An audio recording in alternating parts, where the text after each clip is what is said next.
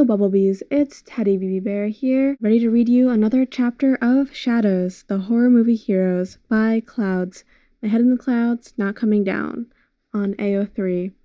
I'm going to be getting into chapter 7 today, and I just want to give a quick shout out to everyone who's been leaving comments and subscribing. The support has been really great.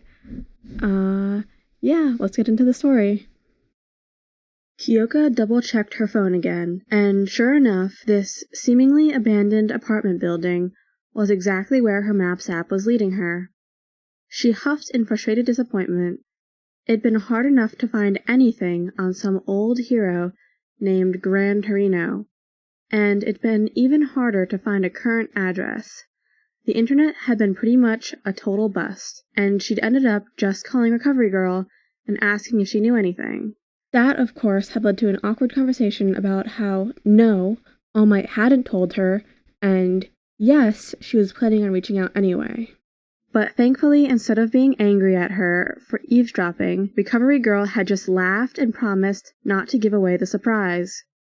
It wasn't supposed to be a surprise. Not really. Kyoka just needed some advice, beyond getting stronger and punch things, and was hoping this Gran Torino dude would be able to help. Well, the address Recovery Girl had given her was obviously wrong. There was no way that anyone could actually live here. But it left a sour taste in her mouth to just turn around and leave after she'd come all this way. She sighed and trudged up the steps. She'd knock and wait a few minutes, but when nobody answered, she was just going home. Her knocks echoed through the house, but after a moment, Kyoka heard shuffling from inside. There was actually someone in there. She stuck her hand in her pocket and wrapped it around her pepper spray, just to be safe. Even though she really shouldn't be as trigger-happy as she was last time, but just in case it wasn't Gran Torino who opened the door, maybe she should have asked All Might to come with her and introduce them. The door opened, and she had to look down to see the owner of the house, because he was so old that he'd shrunk, just like Recovery Girl had. He wasn't a lot to look at, just a standard old man with a stubbly beard and a big flannel shirt who probably ate too many TV dinners. But he glared up at her while holding his cane in a way that made it very clear she was one wrong move away from losing her kneecaps. "Who are you? Are you selling cookies?" Kyoko blinked. "What? No." "Shame." The man let out a disgruntled noise. So why are you here, then?" "Well, I'd like to ask you a few questions, actually," Kyoka said. "Assuming you're actually the guy I'm looking for." "Oh, yeah?" He gave her an appraising look. "And who is that?" "Gran Torino." Kyoka smiled when his eyes widened. "That's you, right? Recovery Girl told me I was looking for a crotchety old man." Gran Torino guffawed loudly. "Oh, is that what she told you?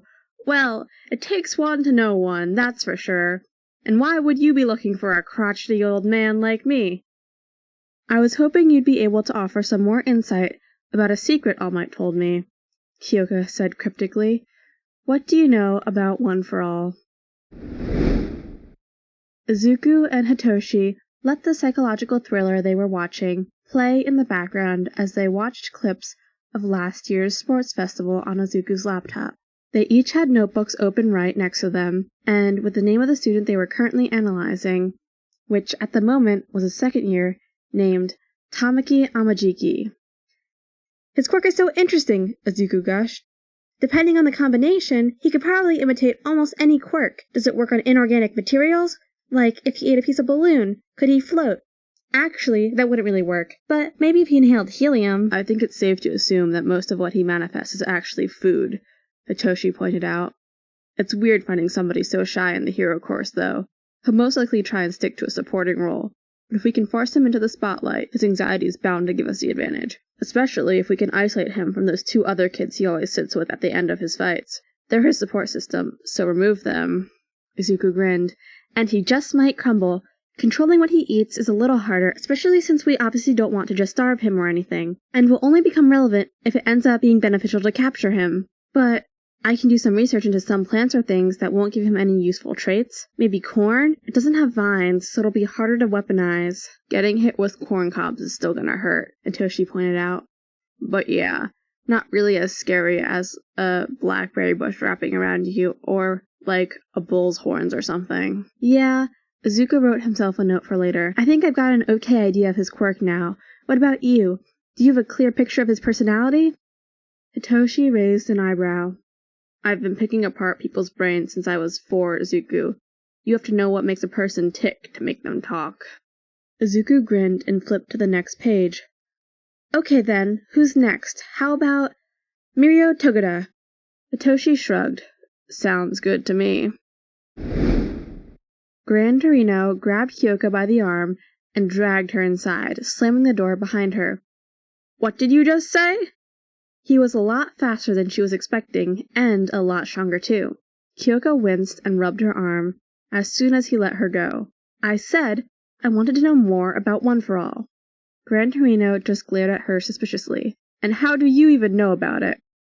All Might told me. Kyoka steadily returned his glare. He said he wants me to inherit it, but at the same time, I know there's something he's not telling me. If I'm going to let somebody else give me a quirk, I'd like to know what I'm getting into. Gran Torino frowned and pulled out his phone, but he was no longer staring daggers at her. So that was an improvement. He still gave her a suspicious glance as he held the phone up to his ear, though. Kyoka's eyes widened when All Might answered the phone. Gran Torino, to what do I owe the pleasure? I wasn't expecting a call from you today. I have a girl here who says she's your successor, Gran Torino said. Purple hair, more attitude than Nana had at your age. Sound familiar? If she's your successor, why the hell aren't you here with her? A hacking cough on the other end of the phone, and grimaced as she realized All Might was spitting up blood again. That was her bad. I didn't actually tell him I was coming. I overheard him talking about you with some guy named Tsukauchi, and just thought you might be able to help me. That's even worse, you nincompoop. Were you really so sparse in the details this girl had to go out of her way to find somebody to give her some answers? You know what? She seems like a nice girl, and I'm glad you found somebody with a lick of sense at least. So I'll help you out and answer her questions, okay? But you owe me a full box of taiyaki. Got it? Yes, sir, All Might spluttered. Of course, thank you. Gran Torino hung up the phone as Jiro looked at him in shock. Alright, kid. Now, what's your name? Kyokujiro, Kyoka said. Sir? Gran Torino just rolled his eyes. Just call me Gran. All Might only bothers with that sir stuff because I had to beat some sense into him when he was younger. Now, what did that all-American peacock tell you about One for All? Well, he told me it's a quirk that gets passed down, and that means it'll make me stronger. Jiro started. But it's not really the quirk itself I have questions about. My problem is more, about the training. All Might told me that if I don't have enough muscle mass when I accept it, it'll blow my arms off. Which we obviously don't want to happen, right? But, I get that it's a lot of power, but muscle mass can't be the only way to harness it. Muscle takes a lot of time to build, and showing up to the entrance exam with a new quirk that I've never used before just sounds like a recipe for disaster to me. Gran stared at her with an unreadable expression for a long moment before pulling out his phone again. You told her she couldn't receive it until when? Hello, my Bumblebees, it's Teddy Baby Bear here, and that wraps up Chapter 7 of Shadows, the horror movie Heroes. Thank you all for listening, and I hope you all enjoyed this wonderful story by Clouds. My Head in the Clouds, Not Coming Down. Links are in the description. This podfic is brought to you as a Project Cyclone production. More info about our other projects are in the description, like Omnibus Miscellanea, a short story, horror thriller podcast, with a bunch of super cool voice actors and short story writers, some of which I've been a part of, as well as links to our website and Instagram.